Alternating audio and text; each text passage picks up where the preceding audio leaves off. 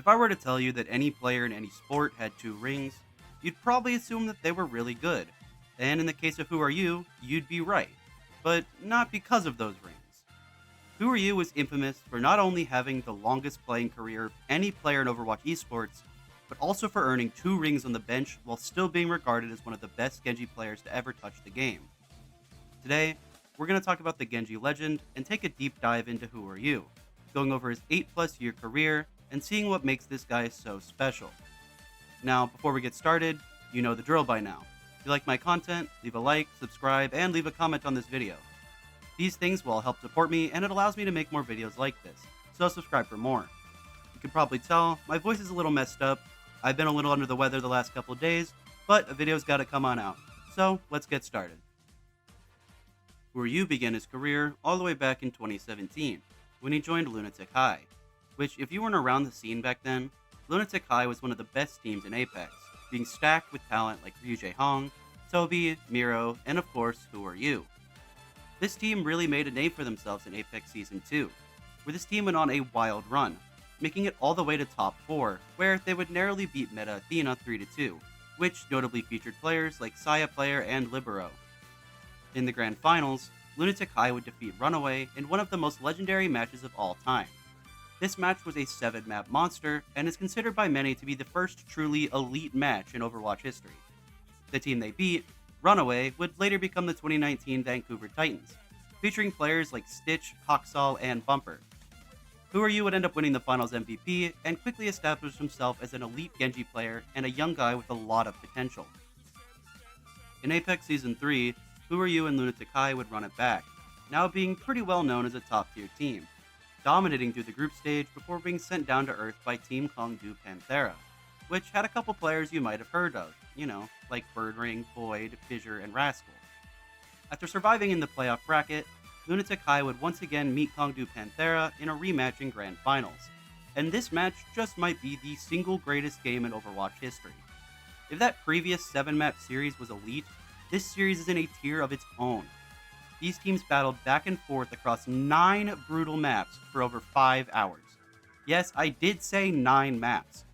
Lunatic High barely came out on top after 2 ties and a 2-3 comeback, getting back-to-back Apex titles and being the champions of potentially the greatest single series of Overwatch ever played. If you're a fan of Overwatch esports and you haven't seen this game, go on YouTube and search Overwatch Apex Season 3 Final, and watch this game for yourself. It's incredible. I might make a video on this game alone, so let me know if you'd want to see that and subscribe for more. In 2018, the Overwatch League came around, but WhoRU, despite being an established name in the Overwatch scene, was still too young to play in the Overwatch League. So he went to go play for Fusion University, the Philadelphia Fusion's academy team over in NA Contenders. On Fusion University, WhoRU would dominate, showing everyone pretty quickly that he was probably a top 3 Genji player in the whole world, and that he definitely could have been in the Overwatch League if he was old enough. Not only did he play Genji in an elite level, but his other DPS, notably his Tracer, were also pretty good too. WhoRU and Fusion University would end up winning back-to-back NA Contender titles, sweeping pretty much every team in their path on the way to a 4-0 victory over XL2 Academy, establishing a firm hold over the NA Contenders scene. In 2019, WhoRU would bounce around a few Contenders teams on loan, but he was really just waiting to join the Overwatch League.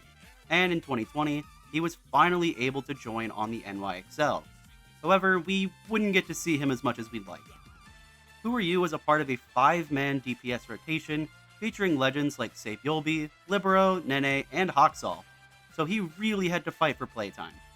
He would, come in from time to time, mostly on Genji, but since Hoxall was on the team, he really would just spend most of the year on the bench, which was a real shame. He looked pretty good whenever he did play, and after the 2020 season, most people expected him to probably swap teams, but he shocked everyone when he announced his retirement in January of 2021. If WhoRU's story ended there, he would have probably gone down as one of the craziest what-ifs, but midway through the 2021 season, the dominant Shanghai Dragons announced that WhoRU would be coming back to play for them, and a lot of people got really excited since WhoRU was and still is a fan favorite. Unfortunately, WhoRU would yet again see limited playtime, and considering that he was competing with Lip and Fleta for playtime, I guess that makes sense. WhoRU would get subbed in a couple times, but never in a meaningful game. WhoRU would end up winning a ring with the Dragons, though, since they ended up winning the 2021 season in a dominant fashion, and he got a ring on the bench, which was at least a nice consolation for not getting to play. A lot of people thought that WhoRU would end up leaving Shanghai after this since he didn't play, but everyone was surprised when WhoRU actually stayed with the Dragons for the 2022 season. Despite barely playing in the Overwatch League at this point, WhoRU would actually get a chance to play in 2022. Fleta was slowly beginning to get worse, and WhoRU was finally given a chance to shine when the Jotes meta came around. Shanghai called on him to do the one thing that he's known for, play Genji. And he did play Genji. He played him so well, in fact, that Shanghai, who had been up and down for most of the season, were now dominating, only losing a single map throughout the entire stage. The combo of WhoRU on Genji and Lip on Sojourn was just insane, turning Shanghai from a good team to an elite one, propelling them to a 6-0 stage and the favorites to win the Summer Showdown. Shanghai would roll through the tournament, taking down the Seoul Dynasty twice to win WhoRU's first stage win as a starter. Unfortunately, after this, the meta changed yet again, and WhoRU would be put right back on the bench for the remaining season, getting occasional playtime here and there, but not really starting. At the end of the season, Shanghai would bomb out of the 2022 playoffs, and WhoRU would be released from Shanghai in the offseason. WhoRU wouldn't end up being picked up by an Overwatch League team for the 2023 season, and would find himself playing for O2 Blast, a top-tier Korean contenders team. If you remember the 2023 summer stage, it allowed the top 4 Korean contenders teams to participate in the APAC summer stage. So, WhoRU and O2 Blast were able to compete against Overwatch League teams in 2023. O2 didn't do a ton during their regular season games, but something of note is that WhoRU and Profit, with a PH, ended up going nuclear on the Seoul Dynasty, taking them down in a 3-2 series, being one of the only contenders teams to beat an Overwatch League team. In the knockouts, though, WhoRU and O2 would actually go off, beating the Guangzhou Charge 3-1 before yet again beating the Seoul Dynasty, this time 3-0. WhoRU's Genji was actually insane during this tournament, and he honestly looked like a top 5 player in the Overwatch League during this span, which is really funny considering he was on a contenders team. In the upper bracket finals, O2 would surprise everyone with an upset over the playoff-bound Seoul Infernal, beating them 3-1. WhoRU would yet again win player of the match in this series, and suddenly, there was a real non-zero chance that O2 Blast might actually qualify for the Overwatch League playoffs, which would have been a really cool moment. However, the dream would be stopped short after the Dynasty were able to get their revenge in Grand Finals, beating O2 Blast 4-1. Despite this unfortunate loss, WhoRU's Genji play would not go unnoticed. Before the playoffs, the meta seemed to be developing into a Genji-centric vibe, so the Florida Mayhem decided that they would take a chance and pick up WhoRU to play Genji for them. And honestly, it was a pretty good pickup. However, as the playoffs got closer and closer, the meta started to shift away from Genji, and once the actual playoffs came around, WhoRU would never actually play a single game for the Mayhem. And at the end of the season, the Mayhem came out on top, which meant that WhoRU had just earned his second Overwatch League ring without playing a single game in the playoffs.